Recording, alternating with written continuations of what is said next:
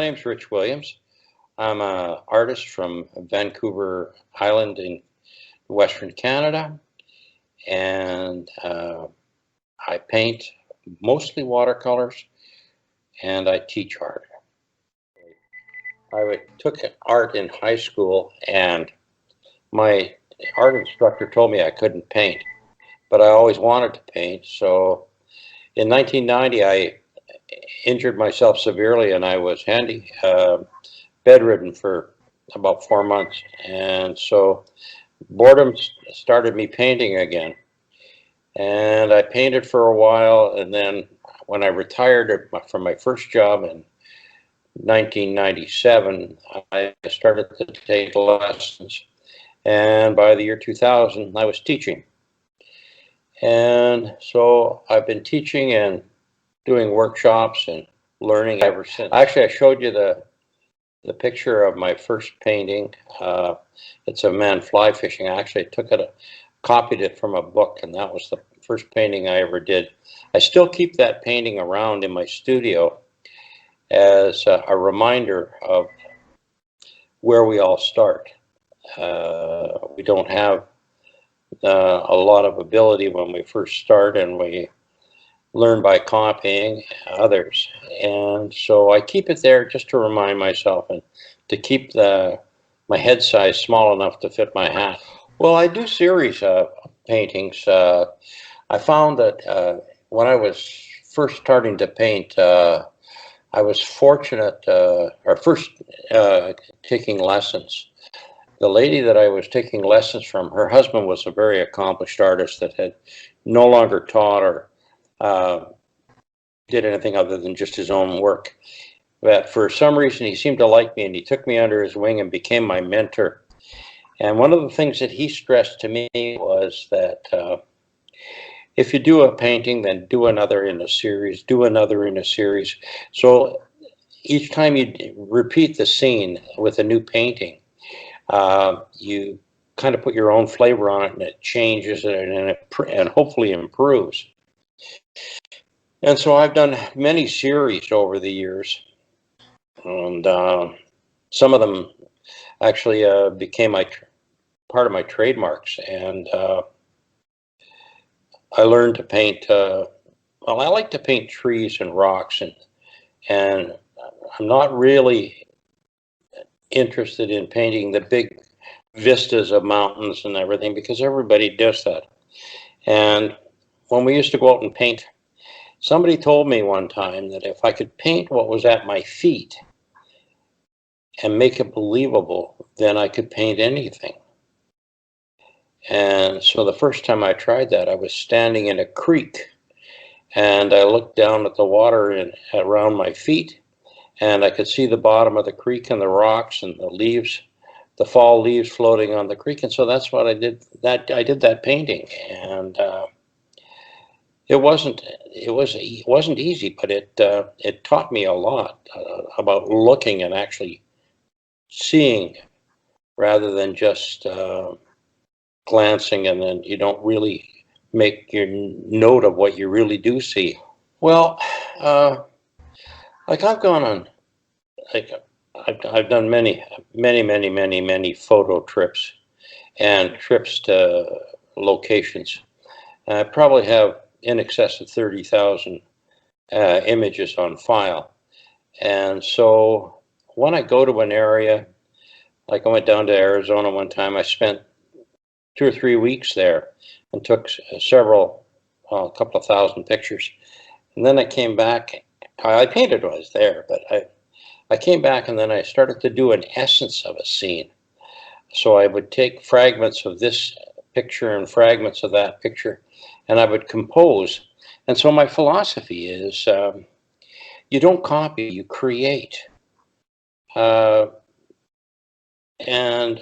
unless, if you're painting a picture of, say, a certain area, and unless the viewer of your painting is intimately connected to that area, they don't know whether the rock is on this side of the view or that side of the view, whether the tree is closer or further apart.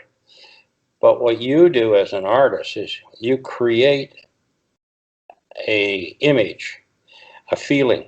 You compose it, and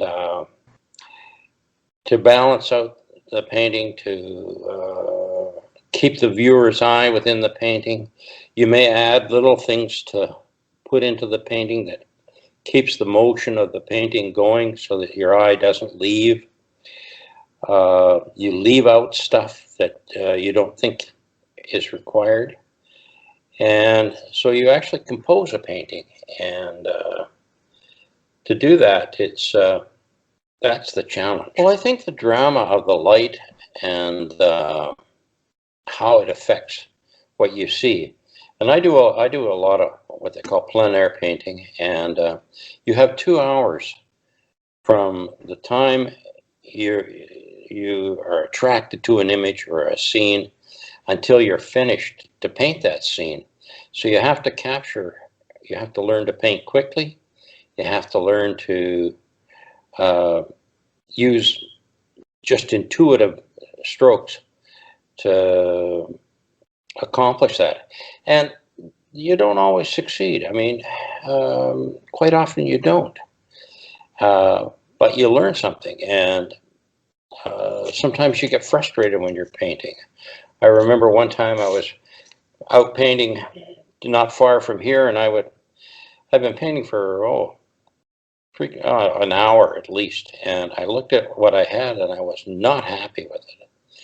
And so I sat back and for about 20 minutes and thought about it. I was going to throw the painting away, but then I thought about it for about 20 minutes and went back to the painting, and 20 minutes later I had finished it, and my wife won't let me sell that painting, and it hangs in our hall, and lots of people want it, but nobody can have it.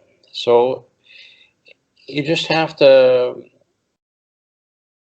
work with what you've got and try and improve on it. I often laugh and say that God made a perfect world, but artists make it a little better because they can move trees and make rivers run uphill and move mountains, and just to compose a scene.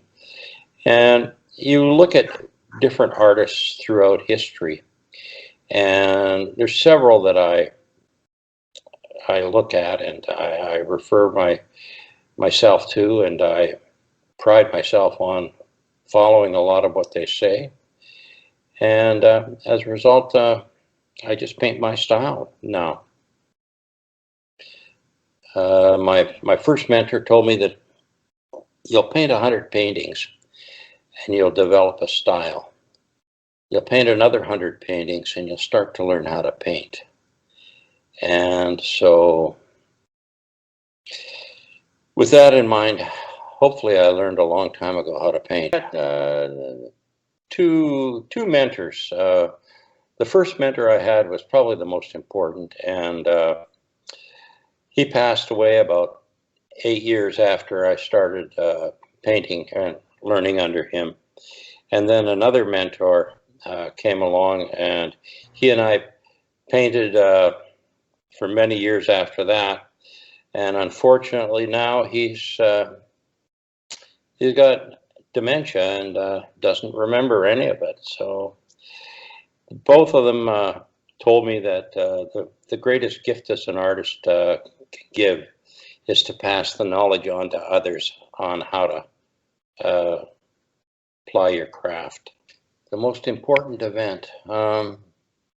Because I saw various things in your art. Well, I suppose. Well, I'm a colorist. I like to use color. I don't like wishy-washy paintings. I believe that life is full of bright colors in the world, and so to paint subdued paintings doesn't accomplish what I see. I like to paint small things rather than large things because people see them, but they don't pay attention to them until you paint them. And also that as a result of that, I mean, I paint a lot of trees, and I paint a lot of water and rock and forest and ponds. And I look at artists throughout Canadian history, and the Group of Seven has played a strong influence in my work. I get the comments lots of times when the work is being displayed that, oh, you paint like the Group of Seven. Well, for Canadians, they'll know who they are, but for the rest of the world, they're not that important. But I suppose getting my paintings on the covers of magazines has been a life-changing event for me. That Fly Fisherman is the very first painting I ever did, and I copied that out of a sports magazine, and that's the one I keep in my studio to remind me of where I started. And now I teach. I've been fortunate that, keeping in mind that my mentor had told me, I've taught painting all over the United States and Canada, and I've ventured. I taught for a year, taught art in China for a year, and I painted in Venezuela. I painted in Europe. So it's been a good vehicle for me to see the world and capture bits of it. Well, funny thing is, like the Oriental way of thinking is different than the Western world, and it's based on, I think, on our reading. We read from left to right, and in China they read from right to left. So when we paint here in the Western world, we paint paintings where the eye leads from left to right. And in China, they paint paintings where the eye leads from right to left. In the Western world, when we paint, we put odd number of objects together, like 3 trees, or 3 birds, or 6 or 7 birds, or 7 trees, whatever. It's odd numbers, 1, 3, 5, 7. In the Oriental world, they do 2, 4, 6, 8. And so their style taught me that you don't always look at things just with a Western eye. South America, well, I didn't really see much art down there. I was just down there painting and visiting, taking photos for paintings. So they didn't have much effect on me, but the Chinese did, because it was so much fun to teach there, as I was teaching in a school, and I had 60 some odd students, and to watch them blossom as artists was a lot of fun. I had an opportunity to teach at a university, but I didn't want to teach there because I didn't want to live in that city because it was too smoggy. Where I lived right by the ocean, and it was nice, clean, fresh air. So when I look at the artists that I know, and I know them, many from Canada, lots and lots from Western Canada, and the only real difference, I believe, at least me personally believe, is that the subject matter changes. And the colors change. Like, if I was to paint in Eastern Canada, I would have a different palette than when I paint here on the West Coast. I had a different palette when I lived in Alberta for many, many years. When I painted in France and Italy, the skies are different, a different palette again. So the subject matter varies, the palette changes, but styles, they don't really change. And each artist develops his own personal style that works for them, that meets their needs. And sometimes, you know, you paint and you paint for, well, I painted 17 years. I painted nothing but watercolor. And then I wasn't feeling that I was challenged enough, so I changed mediums. And for the next 8 years, I painted nothing but acrylics. And then I just had to go back to watercolor because I loved watercolor. And you can do things with watercolor that you can't do with any other medium. And so I'm back at watercolor. I still do paint acrylics. And I'll paint a scene in watercolor, and then I'll paint a scene, exactly the same scene in acrylics, maybe a slightly different format, but they turn out very similar because of what my style is. Well,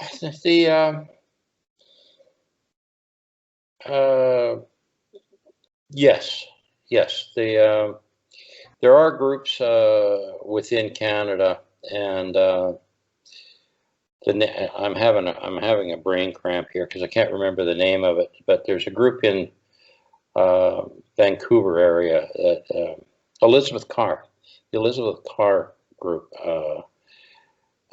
She was part of the group of 7. Sort of like came along after the major group of 7, and but they teach at I think at UBC, and they have a group there. And then there's a wonderful group in Alberta, School of Art, which is the Alberta College of Art and Design in Calgary, and they have produced a lot of great artists. And some of them have gone on to be quite well known in the United States and the rest of the world.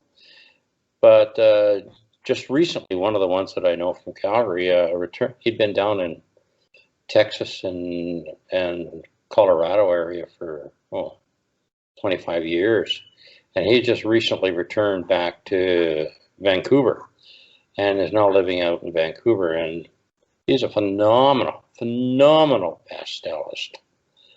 And so, and he has books and lots of people like him, and so I think Canada is making its mark, and we're just a little quieter about it. Right now, actually, I am painting a waterfall scene from up in the Kananaskis Mountains of Alberta. I think actually, several of my last paintings have been in regards to waterfalls, and waterfalls are not they're not easy to paint, and they're a challenge. So lots of times when I go out, sometimes I'll just go out and I'll have my sketchbooks with me, and I'll spend an hour or 2 sketching a scene, and then it'll sit in the book for, well, this one's been in the books for probably close to 18 years. And I was going through one of my field books the other day, and I saw this scene, and I thought, well, that's what I'm going to paint. And I had taken pictures of it, of the scene to begin with, and then I did my drawing, and on my drawing I marked the different colors that I wanted to put in different places so that I have a good reference as to what I wanted to accomplish when it was all said and done. And so that's what I'm working on right now. Artists generally, when they're learning their craft, tend to paint very, very realistic, and some people never move on from that.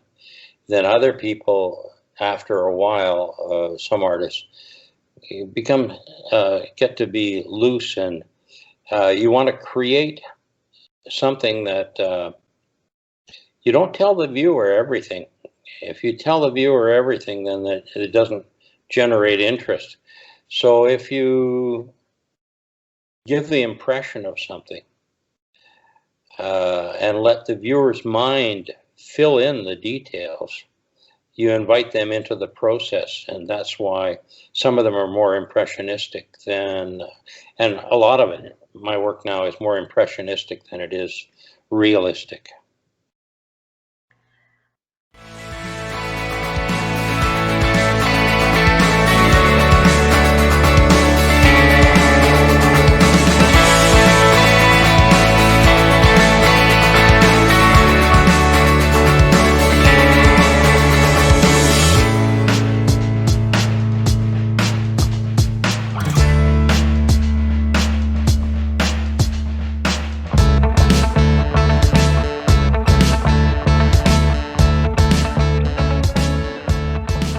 Well, like certain trees, there are like the trees, and you know, the trees in one area of the world very differently from the trees in another area of the world in the kinds of trees. But like West Coast evergreens are a different shape than, say, Mid-America evergreens, because of the wind and the nature and whatever else that goes along with it. People, I find that I can paint people. I'm not comfortable painting people. I've done several portraits, and I do people, but I find that if you don't do it right and they don't get it perfectly right, everybody knows. Whereas if you paint rocks and trees and water and grass and things like that, nobody can say, well, that you painted that grass wrong or you painted that tree wrong, unless it's an extremely well-known icon type tree. It's the same with a mountain. I mean, you can paint a mountain. Mountains are easy to paint. But if you are painting, say, a famous mountain, and you put the peak in the wrong shape or whatever, people will know. But most of the time, it's just a mountain. It's just an object. Mountains are background candy for what's in the front of the painting. The most important part of a painting is the bottom 2 inches, because that's what's closest to you. But if you paint people wrong or you paint animals wrong, like I don't, you know, a lot of my animals when I first started looked like a barrel standing on 4 2x4s, and so I got more comfortable with painting rocks and trees and whatnot. The thing about paintings, well, that may come from my environment at the time. If I'm outside painting, well, it's usually pretty quiet anyway, but when I get into my studio, depending upon how I want the image to feel, I turn on different music. So if I have relaxing music, then the painting is more relaxed. If I put on rock and roll, then the painting is a little bit more chatter, as you would put it. So the environment affects how you paint, and so I just have the music going as the way I want to paint, or the way I feel that day. Oh well, yeah. I mean, I grew up in a big city. We moved away from there about a dozen years ago, but the city is well over 1 million people, and where I live now, I live on an acreage on a small lake, 20 minutes from town, and I like it here. But the only time I leave the island is if I'm going somewhere to teach or to vacation, because where I live, it's like a vacation year round. So, but I prefer creating interest in paintings, and how I do it, I don't know. I love to teach, because when I teach, the students, you know, they'll say, well, why do you do this?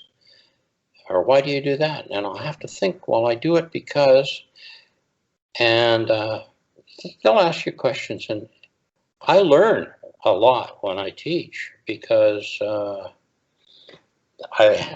have to figure out why I do certain things. And some things I just do intuitively, and then you think, well, why did I do that? And then when you see the results, I mean, you can paint, and you look at the painting, and it's not quite working, and so you think, well, if I do this, it'll make it better. But oh, that's so dangerous to do that. I mean, am I going to ruin the work that I've spent a week on, or a couple of hours on, whatever amount of time getting to this point? Am I going to wreck it all by doing this? And I call it a leap of faith. And no matter which way it turns out, it's positive. Whether it improves the painting or whether it wrecks the painting, it's a positive result. Because if it improves the painting, I'm a winner. If it wrecks the painting, I've learned something, even though I've wasted that time. It's only a piece of paper, it's only only a canvas, and it's only a little bit of paint. But I've learned something more valuable than the paint and the structure that the painting is on. Well, yeah, because what happens is, like, every time you paint, you don't have a success every time. And I think all artists have what I call a bottom drawer. And no, I'm not really happy with that painting, and I'll just throw it in the bottom drawer, and I'll revisit it. And so you revisit them a year later or a couple of years later, and think, oh, I know how to fix that. You fix it, and it turns out, I mean, not every painting is a 10 out of 10. There's more often than not, you're going to get 5s, 6s, and 7s, and you're going to get your 2s and your 3s, and you're going to get some that you just tear up right away because you absolutely know there's nothing you can do to resolve it because of whatever. I mean, you spill paint on it, or you do something that destroys it. So what? It's just a piece of paper. And I see paintings that I did many years ago, and I think, oh, gee, I wish I had done that. And if I still happen to have it in the files, I may go back in and change it or add to it. Sometimes I'll do a painting, and it will sit in the studio, and I have a place in the studio that when I'm finished a painting, I put the painting up there, and it's out of the way, it's out of my general view, but I will catch glimpses of it as I move around or come and go. And it will sit there for at least 2 weeks. And then I'll go back and look at it, and in that 2 weeks, I may have decided to change this, change that, or it could sit there for 6 months or a year until I'm satisfied with it. So yeah, you don't get it. The best painting you ever did is the last one you did, until you start the next one, and then you start to see problems with the last one you did. So then you have to go through this process of adjusting and fixing. And you can approach that in different ways. Sometimes I'll put a clear film over the work, like a piece of cellophane or whatever, and I'll paint on the cellophane. And no, that doesn't work there. No, that doesn't work there. Ah, it works best there. And so instead of monkeying around all over the painting, by doing it that way, you can improve it without damaging what's underneath it.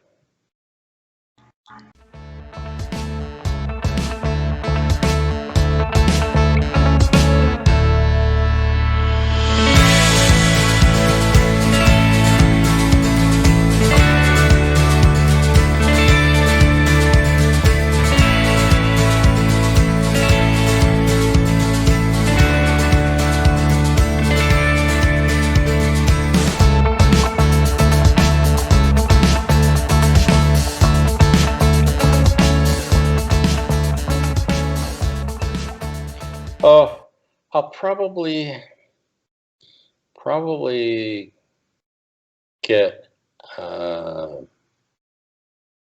looser when sometimes without thinking about it, I start to tighten up my work, and that's not what I want to accomplish. I want to accomplish it, make it simple, but make it attractive, and make it people want to look at the painting, want to wonder how he did that, and say, well, gee, I would never have thought of doing that. Sometimes I'll put a stray color, like a patch of red, into a painting where it doesn't belong, and then watch people's reaction. Like, well, I wonder why he did that, or, oh, well, that looks cool, or they don't even notice it. And so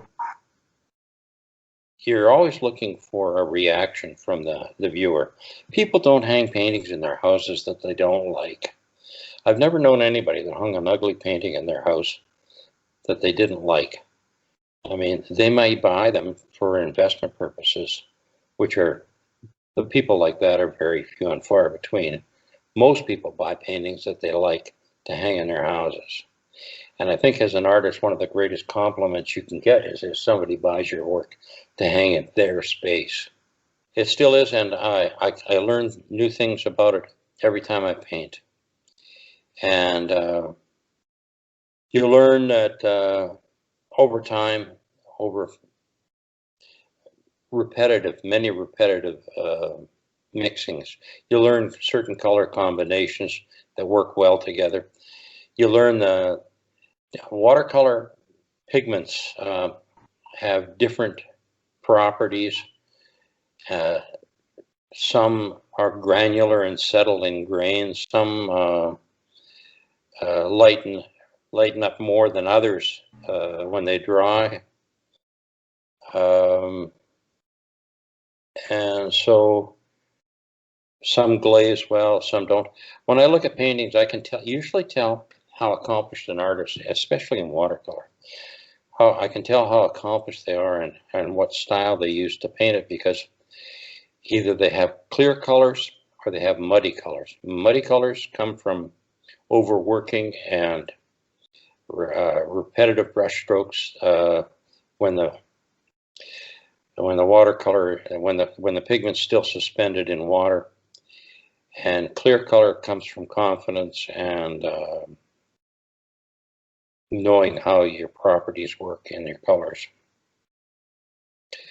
So it is a learning experience, and they say, you have to paint 10,000 hours or you have to practice something 10,000 hours to become good at it. I mean, people don't just sit down at a piano and start to play some piece of music.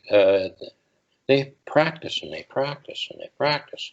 And the same with tennis, same with golf. Any craft, anything you do, if you want to do it well, you have to put in the time.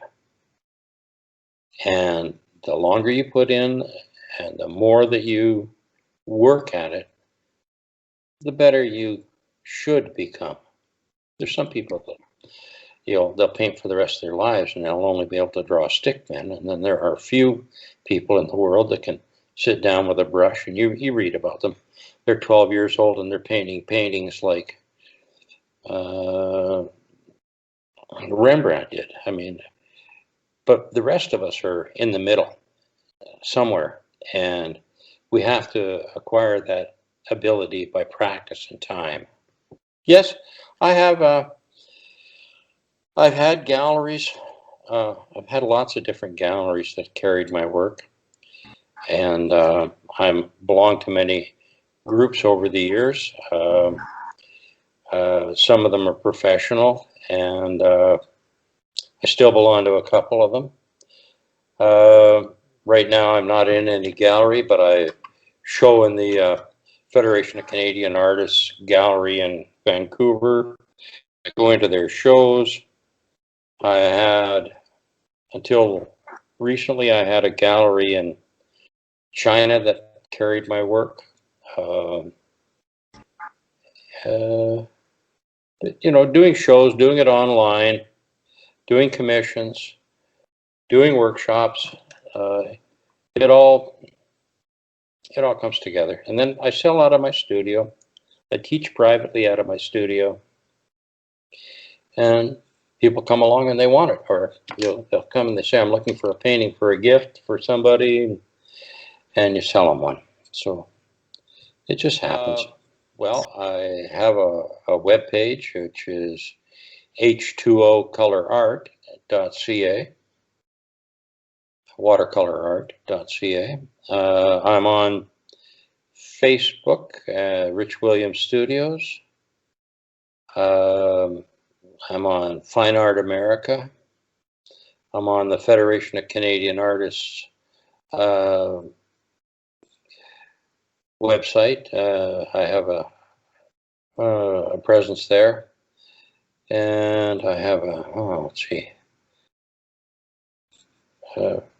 Artists in Canada presence, plein air, international plein air painters, IPAP.